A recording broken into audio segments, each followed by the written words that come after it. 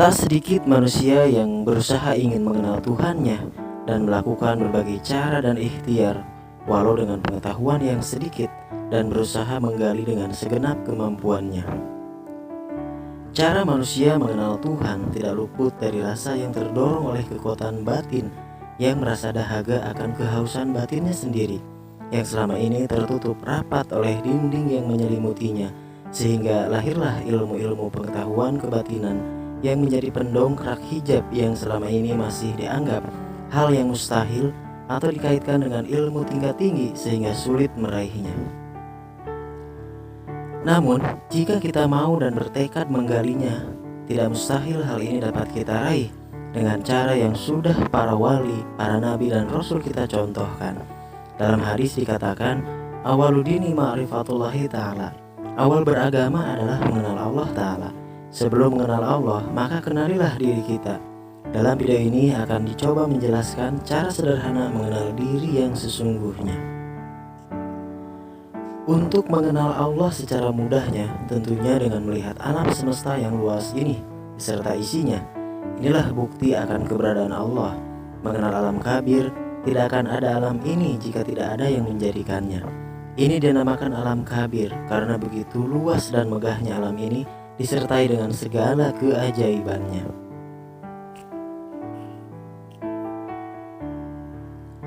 Namun, jika kita terus melihatnya keluar, maka akan merasa semakin jauh dengan Allah.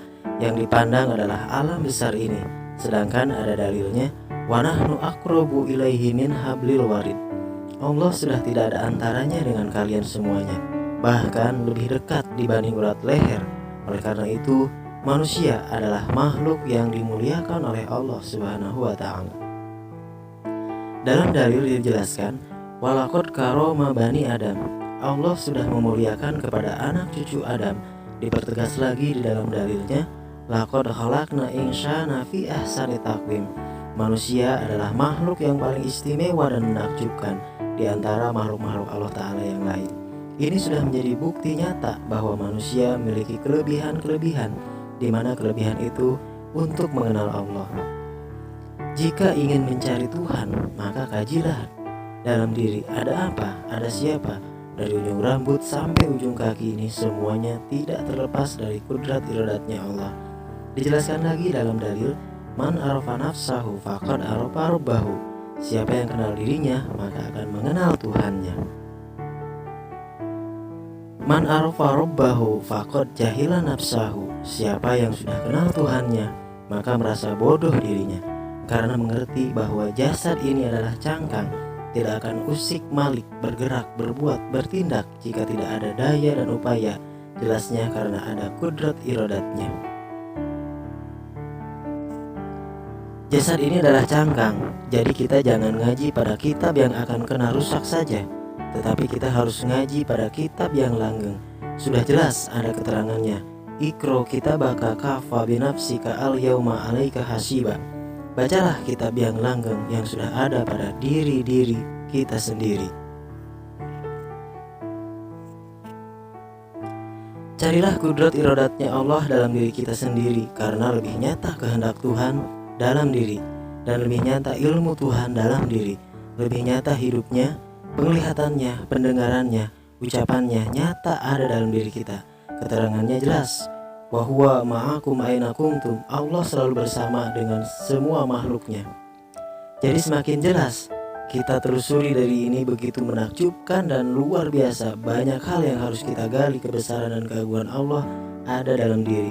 Buktinya mata bisa melihat, telinga bisa mendengar, hidung bisa mencium, dan mulut bisa berbicara. Jadi jelas ini bukti bahwa Tuhan bersama kita.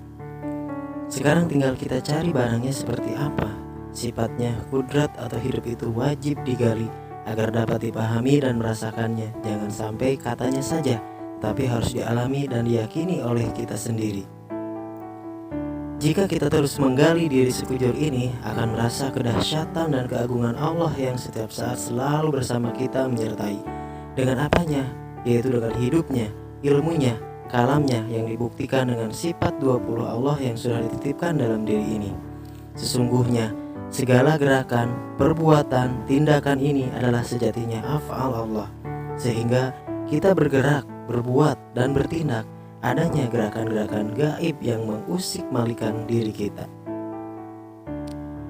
Jadi, mau mencari kemana lagi kalau bukan mencari ke dalam diri ini?